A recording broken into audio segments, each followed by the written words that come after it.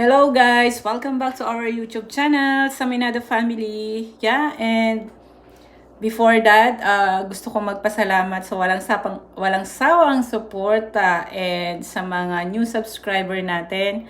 Thank you so much. Alright? So, today, I have a good news, okay? So, this good news is para sa mga land-based OFW. Okay? So, I make this vlog para makatulong sa inyo, especially kasi minsan hindi tayo aware, right? So, this one is para matulungan ko kayo kung interesado kayo and especially sa mga subscriber natin, okay? So, continue to watch until the end. So, let's start now.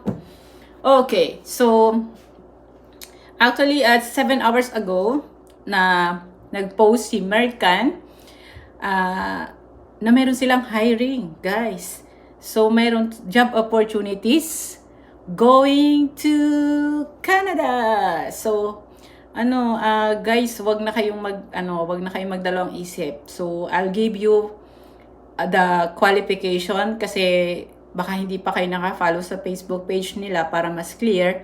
And yung mga additional tips ko rin na ibibigay sa inyo para matulungan ko kayo. Okay? So, first is, ang qualification talaga, ang job position nila, hiring job position nila is Food Service Supervisor. Take note. Ayan po yung starting position ko nung nag-apply ako kay Mercan Philippines. So, yan yung hiring nila right now. So, hiring sila dito. And first nilang qualification is dapat land-based OFW ka. So, kung kahit saang bansa ka ngayon, except Philippines, pwede ka dito. Qualify ka dito. Okay? So, I will highlight all the qualification na in-indicate ni Mercan Philippines dun sa, sa job posting nila. Okay? So, isa-isahin natin yan. And then, number 2, yung importante, is currently working or employed ka as supervisor / pwedeng manager ka. Minsan, iba ang tawag nila sa supervisor sa ibang company like crew trainer. Yeah, is equivalent as well sa supervisor. What else? Assistant manager. Yeah, you are qualified for that as well. Team leader. Yeah, team leader, sorry.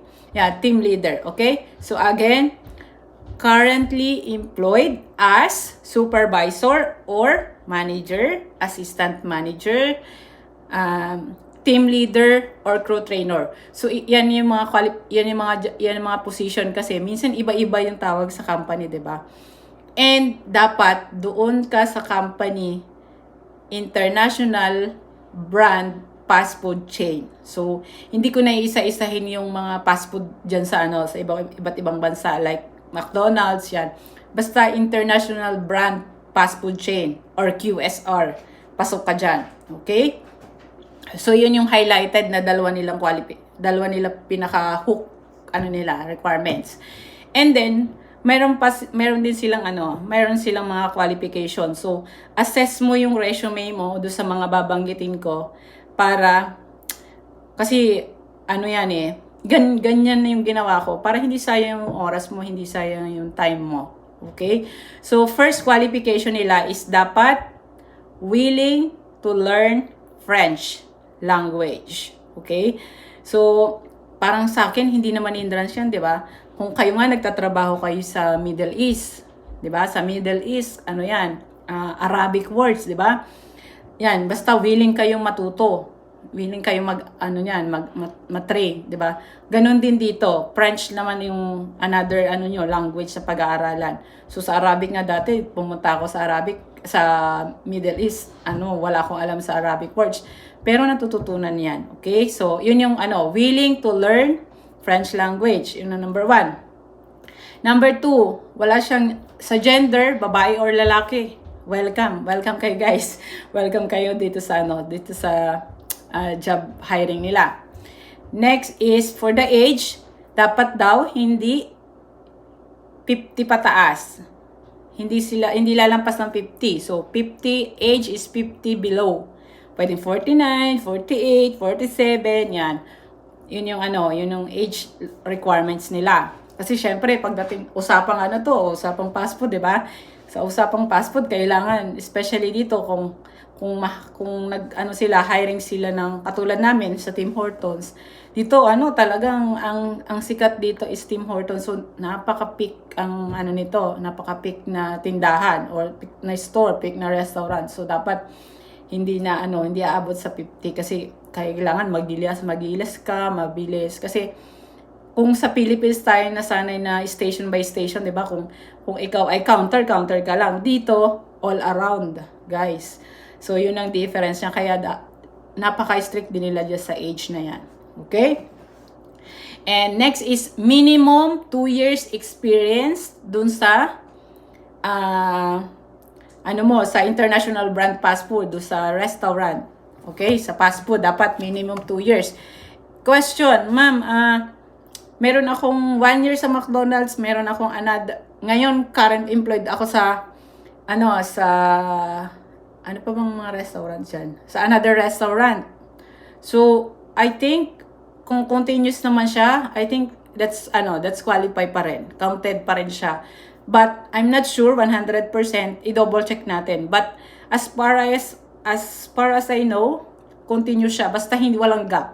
Example, na-endo ka sa McDonald's tapos nag-transfer ka sa another restaurant, okay? Kung 1 year ka pa lang naman, bago ka pa lang nag-start sa sa fast food ngayon, less than 1 year ka or less than 2 years ka, so medyo tayo dyan, medyo tagilid tayo dyan. Okay? So, minimum kasi nila, usapang minimum, napakahigpit kasi ni immigration dyan pagdating sa usapang minimum. Kasi, i-prepare nyo din yung mga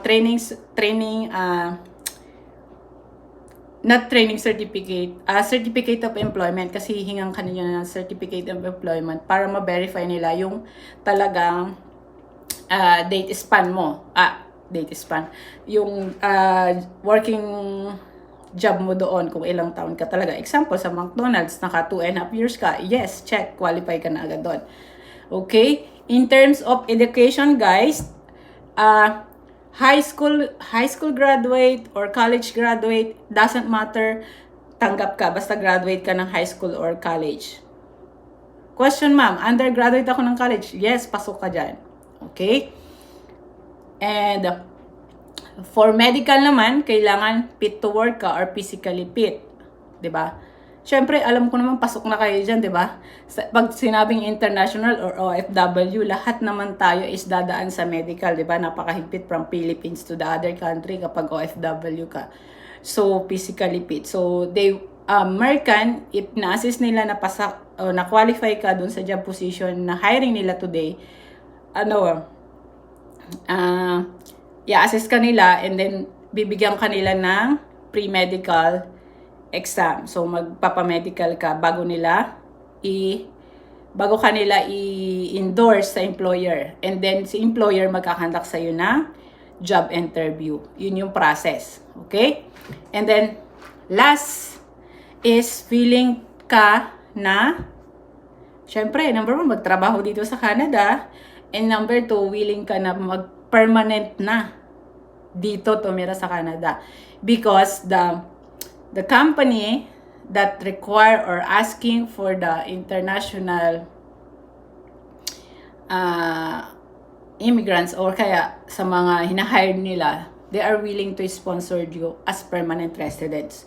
So, dapat willing ka. Hindi yung, ay, gusto ko lang magtrabaho within 1 year and then after 1 year, uwi na ako sa Pilipinas. So, ang isa din yun sa mga tinatanong sa interview ng mga employer, are you willing to stay here in Canada as permanent residents? So, syempre, dapat yes. Okay? So, yun guys. And if i-assess mo yung resume mo, and kung sure ka or na-assess mo na siya and qualify ka dun sa mga qualification na binigay nila, galingan mo na lang sa interview. Okay? So, first is, double check mo yung resume mo kung qualify ka doon, pasok ka doon sa mga qualification nila. Kasi, kung mayroon kang isang ma-miss doon, example, minimum working experience, hindi ka pasok. Okay?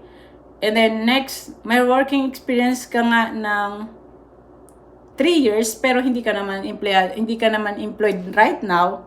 So medyo din, tagilid din. So double check natin yung mga requirements para hindi sayang yung time natin. And may start na din, ma-delayed. Minsan kasi hindi ini-skip na nila kapag in-scan nila yung assessment mo, tas hindi ka naman qualify. So wala din. So sad to say. Okay, so register for assessment to this website, and good luck guys, and I hope and I pray na etong pangarap mo is ito na yon. Okay? So, that's all for today, guys. Thank you for watching. Bye-bye!